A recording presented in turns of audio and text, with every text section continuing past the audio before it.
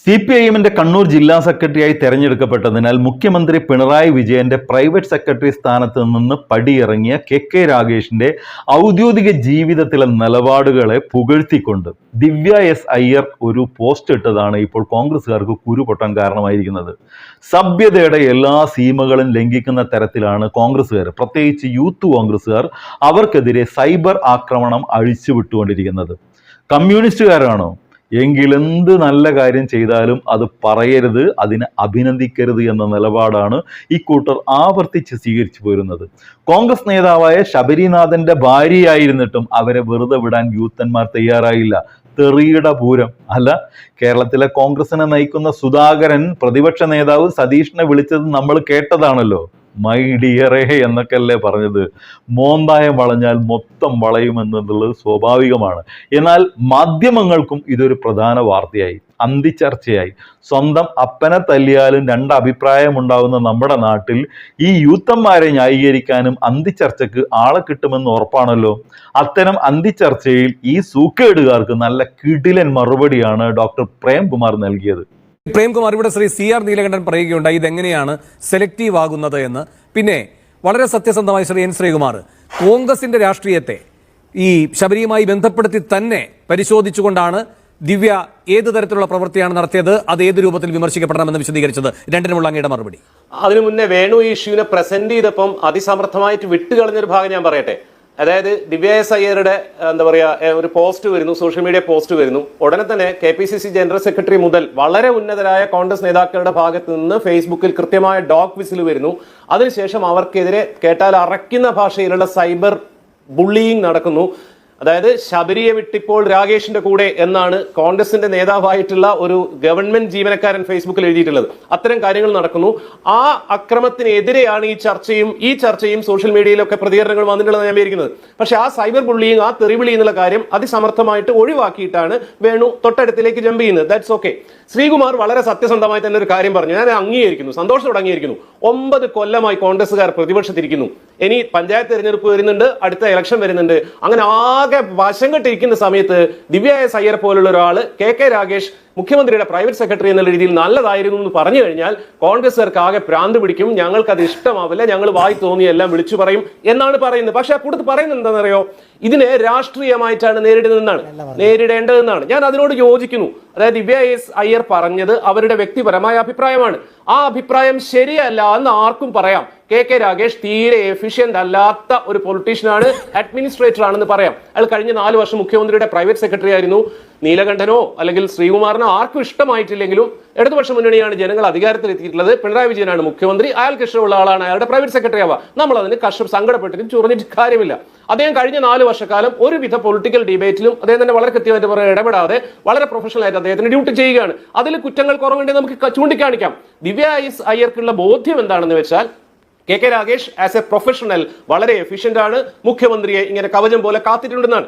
ആ പറഞ്ഞ സാഹിത്യത്തോടെ എനിക്ക് യോജിപ്പുണ്ടോ, വേണുവിന് യോജിപ്പുണ്ടോ, സെബാസ്റ്റ്യൻ പോളിന് യോജിപ്പുണ്ടോ എന്നുള്ള വേറെ കാര്യം, അതിനെ നമുക്ക് വില കുറച്ച് കാണുകയൊക്കെ ചെയ്യാം. പക്ഷേ ഇങ്ങനെ പറഞ്ഞതിന്റെ പേരിൽ ഒരാളെ ഒരു തത്വദിശയുമില്ലാതെ ആക്രമിക്കുക, ആ അക്രമത്തിന്റെ നിദാനം അവരപ്പുറത്ത് പൊളിറ്റിക്സ് ആണെന്നുള്ളത് പോലുമല്ല, മറിച്ച് അവരുടെ ഭർത്താവ് കോൺഗ്രസിന്റെ നേതാവാണ്, അങ്ങനെയുള്ള ഒരാൾ പറയണ്ട എന്നുള്ളത് എന്ത് പൊളിറ്റിക്സ് ആണെന്ന് എനിക്ക് മനസ്സിലാവുന്നില്ല.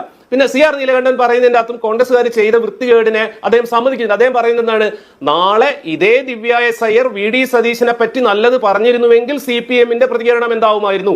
അല്ലെങ്കിൽ മുമ്പ് വേറെ ഇൻസിഡന്റിൽ CPM-ന്റെ ആളുകളോ സഹയാത്രികരോ മോശമായ രീതിയിൽ പറഞ്ഞിട്ടുണ്ട്. അപ്പോൾ ഒരു കാര്യം സമ്മതിക്കുന്നുണ്ട്, ദിവ്യ എസ് അയ്യരുടെ വിഷയത്തിൽ കോൺഗ്രസ് ഹാൻഡിലുകളിൽ നിന്നും കോൺഗ്രസ് നേതാക്കളിൽ നിന്നും വന്നിട്ടുള്ള പ്രതികരണങ്ങൾ മോശമാണ് എന്നുള്ള കാര്യം അറിഞ്ഞോ അറിയാതെയോ പറഞ്ഞോ പറയാതെയോ സമ്മതിക്കുന്നുണ്ടെന്നുള്ളതാണ് വാസ്തവം.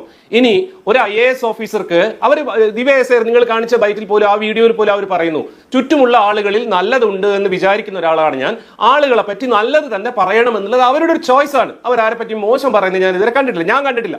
ഞാൻ പലരെ പറ്റിയും മോശം പറയാറുണ്ട്, അതിനിശ്ചിതമായിട്ട് വിമർശിക്കാറുണ്ട്, വല്ലപ്പോഴേ നല്ലത് പറയാറുള്ളൂ. എന്റെ കാര്യം പറയാണ്, CR നീലകണ്ഠനെ പറ്റി ഞാൻ വളരെ ഷാർപ്പായിട്ട് പറഞ്ഞിട്ടുണ്ട്, ഇനിയും പറയും. പക്ഷെ കണ്ടാൽ ചിലപ്പോൾ നമ്മൾ ഞാൻ വളരെ സ്നേഹത്തോടെ അദ്ദേഹത്തെ അഭിവാദ്യം ചെയ്യും. അത് ഓരോരുത്തരുടെ ചോയ്സ് ആണ്.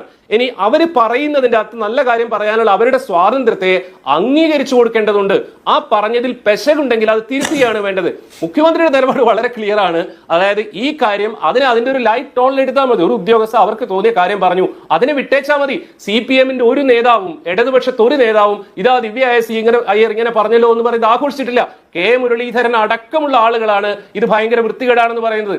കേരളത്തിന്റെ ചരിത്രത്തിൽ, രാഷ്ട്രീയ ചരിത്രത്തിൽ ഉദ്യോഗസ്ഥരെ കൊണ്ട് പാദസേവ ചെയ്യിക്കുന്നതിന്റെ കഥ പറയാൻ ഏറ്റവും അവകാശമുള്ള നേതാവ് ബഹുമാന്യനായ കെ കരുണാകരന്റെ മകനായ കെ മുരളീധരൻ തന്നെയാണ്. തനിക്കെതിരെ പറയുന്ന ആളുകൾ, കിങ്ങിണിക്കുട്ടൻ എന്ന് പറഞ്ഞൊരു നാടകം ഉണ്ടായിരുന്നു റേഡിയോയിൽ, നീലകണ്ഠൻ അതുവച്ചും കൂടി നല്ല ഓർമ്മയുണ്ടാവുമെന്ന് ഞാൻ വിചാരിക്കുന്നു. എങ്ങനെയായിരുന്നു ഒരു AIR റേഡിയോ നാടകം വന്നതിന്റെ പേരിൽ നാട് കടത്തിയെന്ന് നമുക്കറിയാം. അപ്പൊ അത് പറയാൻ ഏറ്റവും യോഗ്യൻ ഇദ്ദേഹം തന്നെയാണ്. ഇത് ശ്രീകുമാർ പറഞ്ഞതുപോലെ കോൺഗ്രസിന്റെ UDF-ന്റെ നിരാശയിൽ നിന്ന്, ഫ്രസ്ട്രേഷനിൽ നിന്ന് വരുന്ന ഒരു പ്രതികരണമാണ്. അതിനെ കൃത്യമായി വിമർശിക്കുകയോ അതിനെ മൈൻഡ് ചെയ്യാതിരിക്കുകയോ ചെയ്യുന്നതിന് പകരം അദ്ദേഹത്തിന്റെ ഈ പറഞ്ഞ ആളുടെ ഒരു വ്യക്തി എന്നുള്ള രീതിയിൽ അംഗീകരിക്കാതെ ഇവരുടെ ഭർത്താവ് ഇങ്ങനെയാണ്, ഇവരുടെ അമ്മായിയപ്പൻ ഇങ്ങനെയായിരുന്നു എന്ന് പറഞ്ഞ് അറ്റാക്ക് ചെയ്യുന്നത് ഒരു കേരളം പോലുള്ള ഒരു സൊസൈറ്റിക്ക്, അത് ഏത് പാർട്ടിക്കാർ ചെയ്താലും എപ്പോൾ ചെയ്താലും അംഗീകരിക്കാൻ പറ്റുന്ന കാര്യമല്ല. ഒറ്റ കാര്യം കൂടി പറഞ്ഞേക്കാം. നീലകണ്ഠൻ പറഞ്ഞു ഞാൻ സൈബർ ബുള്ളിങ്ങിന്റെ ആളാണെന്ന്. അല്ലെന്ന് തോന്നുന്നു, ഞാൻ തർക്കിക്കുന്നില്ല. ഞാൻ പെണ്ണുങ്ങളെ മൊട്ടയടിപ്പിക്കലിന്റെ ആളല്ല, എന്നിട്ട് CBIയുടെ കേസിൽ പ്രതിയാക്കി കൊടുക്കുന്ന ആളല്ല എന്ന് മാത്രം പറയാം. എന്തായിരുന്നില്ല, പറഞ്ഞതിന് മറുപടി പറഞ്ഞു എന്ന് മാത്രം. എന്റെ സുഹൃത്ത് ശ്രീകുമാർ 5 മിനിറ്റ് പറഞ്ഞതിന്റെ അകത്ത് അദ്ദേഹത്തിന്റെ ആദ്യം പറഞ്ഞതിന് അദ്ദേഹം ആദ്യം ഖണ്ഡിച്ചു, പിന്നെ അതിന് ഓപ്പോസിറ്റ് ആയിട്ട് പറഞ്ഞു, തിരിച്ചും പറഞ്ഞുകൊണ്ടിരിക്കുന്നുണ്ട്. അപ്പൊ അതിനെ പറ്റിയിട്ട് എനിക്ക് പറയാൻ അറിയില്ല. ദിവ്യ അയ്യരുടെ ആ കമന്റിന് പൊളിറ്റിക്കൽ ഇമ്പോർട്ടൻസ് ഉണ്ട് എന്ന് ഞാൻ വിചാരിക്കുന്നു. അങ്ങനെ വായിക്കാനുള്ള നിങ്ങൾക്ക് അത് ഓർമ്മയുണ്ടെങ്കിൽ പറയില്ലല്ലോ. പിന്നെ അങ്ങനെ വായിക്കാനുള്ള ഒരു സാധ്യതയുണ്ടെന്ന് ഞാൻ വിചാരിക്കുന്നു. അതിനെ പൊളിറ്റിക്കലായിട്ട് നേരിടുന്നതിൽ ഒരു തെറ്റുമില്ല എന്ന് ഞാൻ വിചാരിക്കുന്നു. പൊളിറ്റിക്കലി നേരിടുന്നതിൽ കെ കെ രാഗേഷ് മോശം രാഷ്ട്രീയ നേതാവാണെന്നോ അല്ലെങ്കിൽ അഡ്മിനിസ്ട്രേറ്റർ ആണെന്നോ പറയുന്നതിൽ പ്രശ്നമില്ല, അതിൽ കുഴപ്പമില്ല. ഇവിടെ അതല്ല ചെയ്തിട്ടുള്ളത് എന്നുള്ളതാണ്. ഇവിടെ 2 തരത്തിലുള്ള പ്രിജുഡൈസോടെയാണ് ആ പ്രസ്താവനയെ കണ്ടിട്ടുള്ളത്. ഒന്ന് കോൺഗ്രസ് ഹാൻഡിലുകൾക്കുള്ളതാണ്, അതായത് G കാർത്തികേയന്റെ വീട്ടിലുള്ള നമ്മുടെ ശബരിനാഥിന്റെ ഭാര്യയായിട്ടുള്ള കോൺഗ്രസ്സുകാർ കുടുംബത്തിലുള്ള ദിവ്യ അയ്യർ അങ്ങനെ പറയാൻ പാടില്ല. അത് വളരെ വളരെ പഴഞ്ചനായിട്ടുള്ള, വളരെ വൃത്തികെട്ട, ഇപ്പോഴത്തെ കാലത്ത് ഒരു കാരണവശാലും ഒരു സ്ത്രീയും ഒരു പെൺകുട്ടിയും അംഗീകരിക്കാത്ത, ഒരു പുരോഗമന കേരളം അംഗീകരിക്കാത്ത ഒരു നിലപാടാണ്. അതാണ് കോൺഗ്രസിനെ നയിക്കുന്നത്. അതൊരു കാര്യം. ഇനി ഇതില് എന്താ പറയാ, ദിവ്യ അയ്യർ ചെയ്ത മഹാതെറ്റ്, വലിയ തെറ്റ് എന്നാണ് വേണു പറഞ്ഞത്. ഒരു ചർച്ച നടത്തുന്ന ആങ്കർക്ക് ഒരു വിഷയത്തിൽ വളരെ കൃത്യമായ നിലപാടുണ്ടാവണം എന്ന് വിശ്വസിക്കുന്ന ആളാണ് ഞാൻ. നിഷ്പക്ഷനാവരും, നിലപാടുണ്ടാവണം. വേണുവിന്റെ നിലപാടിനുള്ള പ്രശ്നം എന്താണെന്ന് വെച്ചാൽ, നിങ്ങൾ എടുക്കുന്ന ഉദാഹരണങ്ങളെല്ലാം 20 വർഷം മുമ്പത്തതാണ്. CP നായർ, മലയൻകിരി ഗോപാലകൃഷ്ണൻ എന്നൊക്കെ പറഞ്ഞിട്ട് പഴയ കഥകളാണ്. കാലം വല്ലാതെ മാറി. നമ്മൾ ഈ ചർച്ച നടത്തിക്കൊണ്ടിരിക്കെ എന്നെ പറ്റിയും വേണുവിനെ പറ്റിയും CR നീലകണ്ഠനെ പറ്റിയും ഒക്കെ ഇതിന്റെ കമന്റിന്റെ താഴെ വരുന്നത് എല്ലാം ശരിയാണെന്നല്ല ഞാൻ പറയുന്നത്. അത്തരം ഒരു ഫ്രീ ആയിട്ടുള്ള, ഫ്ലാറ്റ് ആയിട്ടുള്ള സൊസൈറ്റി ആയിട്ടുണ്ട്. മുഖ്യമന്ത്രിയും പ്രധാനമന്ത്രിയും എക്സിലൂടെ കാര്യങ്ങൾ പറയുന്ന കാലമാണ്. ഇത് നിയമസഭയിലല്ലേ പറയേണ്ടത് എന്ന് ചോദിക്കുന്നതിൽ ശരിയല്ല. ആ കോണ്ടെക്സ്റ്റിൽ സിവിൽ സർവൻസും അവരുടെ കോഡ് ഓഫ് കോണ്ടക്റ്റിന് വിരുദ്ധമല്ലാത്ത രീതിയിൽ പറയുന്നതിനെ അംഗീകരിക്കില്ല എന്ന് പറയുന്ന പഴഞ്ചൻ നിലപാടുണ്ടല്ലോ, അത് ശരിയല്ല. അത് ഈ പ്രസ്താവന നിങ്ങൾക്ക് ഇഷ്ടമല്ലാത്ത, പൊളിറ്റിക്കലായിട്ടോ അല്ലാതെയോ ഇഷ്ടമല്ലാത്ത പിണറായി വിജയൻ എന്ന് പറഞ്ഞ ഒരാളെ പറ്റിയോ അയാളുടെ കൂടെ നിൽക്കുന്ന ആളുകളെ പറ്റിയോ ആകുമ്പോൾ വല്ലാത്ത അസ്വസ്ഥത ഉണ്ടാവുകയാണ് ചെയ്യുന്നത്. ഇത് രണ്ടും കറക്റ്റ് ചെയ്യേണ്ടതുണ്ട്. ഒരു പുരുഷന്റെ ഭാര്യ ആയിരിക്കുന്ന ആൾ പുരുഷന്റെ പൊളിറ്റിക്സ് പിടിക്കണമെന്നുള്ള ഒരു സാധനം സിവിൽ സർവീസിന്റെ മെക്കാളയുടെ കാലത്തുള്ള രീതിയിൽ തന്നെ ഇപ്പോഴും പറയാൻ പാടുള്ളൂ എന്നുള്ള നിലപാടും തിരുത്തേണ്ടതാണ്. പിന്നെ CR നീലകണ്ഠനെ സംബന്ധിച്ചിടത്തോളം അപ്പുറത്തെ കോട്ടിൽ പിണറായി വിജയൻ ആണെങ്കിൽ മൂപ്പർ ഇപ്പുറത്തായിരിക്കും. വളരെ സിമ്പിൾ ആണ്.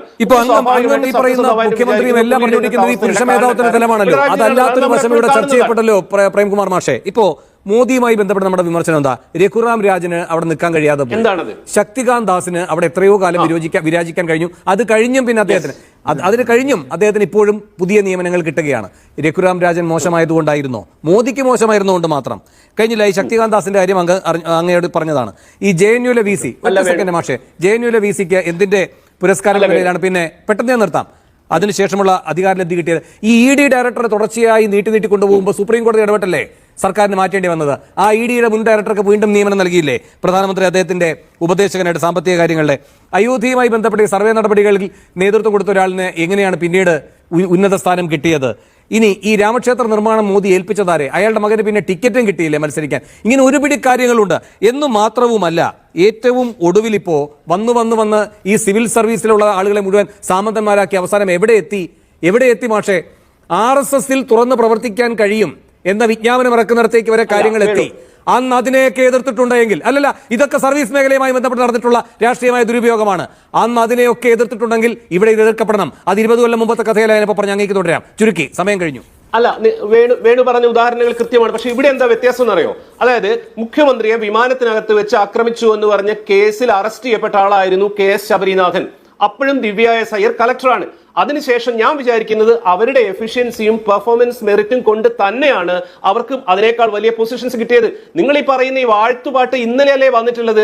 ഇത് ചെയ്തതിന് ശേഷമല്ല, അവരുടെ കപ്പാസിറ്റിക്ക് അനുസരിച്ചുള്ള പൊസിഷൻ. അതായത് അപ്പുറത്തെ ഗ്രൂപ്പിലുള്ള ഒരു പൊളിറ്റീഷ്യന്റെ വൈഫ് ആണെന്നുള്ളത് കൊണ്ട് ഡിസേർവിംഗ് ആയിട്ടുള്ള ഒരു സിവിൽ സർവന്റിന് കിട്ടേണ്ടുന്ന അവസരങ്ങൾ നിഷേധിക്കരുത് എന്നുള്ള ഒരു സ്റ്റേറ്റ്സ്മാൻഷിപ്പാണ് ദിവ്യ എസ് അയ്യർക്ക് റെസ്പോൺസിബിലിറ്റീസ് കൊടുക്കുന്നതിലുണ്ടായിട്ടുള്ളത്. പിന്നെ അവരിത് പറയേണ്ടിയിരുന്നു എന്നുള്ളത് അവരുടെ ചോയ്സ് ആണ്. പക്ഷെ ആ പറയുന്നത് പ്ലീസ് ചെയ്യിക്കാൻ വേണ്ടി മാത്രം അവരത് വളരെ ക്ലിയർ ആയിട്ട് പറയുന്നു. ഞാൻ ചുറ്റിലുമുള്ള ആളുകളിൽ കാണുന്ന നല്ല കാര്യങ്ങളെ പറ്റി പറയുന്നു. നിങ്ങൾ പറയുന്നത് ശരിയാണ്, ഗവൺമെന്റിന്റെ മുഴുവൻ നിലപാടുകളും ശരിയല്ല എന്നൊരു IAS ഉദ്യോഗസ്ഥ പറഞ്ഞാൽ സ്വാഭാവികമായിട്ടും ഡിസിപ്ലിനറി പ്രശ്നങ്ങൾ ഉണ്ടാവും. അതുപോലെയല്ല അവർ ആരുടെ കീഴിലായിരുന്നോ വർക്ക് ചെയ്തിരുന്നത്, അയാളുടെ ഒരു പേഴ്സണൽ കപ്പാസിറ്റിയെ പറ്റി ഒരു നല്ല നോട്ട് പറയുന്നില്ല. രാഹുൽ മാങ്കൂട്ടത്തിൽ പറയുന്നത് ശരിയാണ്, ഫയൽ നോക്കിയാൽ മതി എന്നുള്ളത്. പക്ഷെ ഫയൽ നോക്കാനുള്ള അവകാശം എന്താ അറിയില്ല. 10 കൊല്ലമായിട്ട് കോൺഗ്രസിനെ ഏൽപ്പിക്കുന്നില്ല എന്നുള്ളതാണ് പ്രശ്നം. ഇവർ ഈ ഡ്യൂപ്ലിക്കേറ്റ് ഫയലുകളും വ്യാജ ഫയലുകളും ഒക്കെ ഉണ്ടാക്കുന്നു എന്നുള്ളതുകൊണ്ട് ആ പൊസിഷനിൽ എത്തിയാലാണ് അത് പറയേണ്ടത്. ഇത് ഏറ്റവും കൂടുതൽ ഉപയോഗിച്ചിട്ടുള്ള BJP കഴിഞ്ഞാൽ ഏറ്റവും കൂടുതൽ ഇത് ചെയ്തിട്ടുള്ള പാർട്ടിയാണ് കോൺഗ്രസ്. അവർക്കാണ് ഏറ്റവും കൂടുതൽ പ്രശ്നം എന്നുള്ളതാണ് അതിന്റെ ഒരു പാരഡോക്സ്. മറ്റൊരു വീഡിയോ ആയിട്ട് വരുന്നവരെല്ലാവർക്കും ഗുഡ് ബൈ.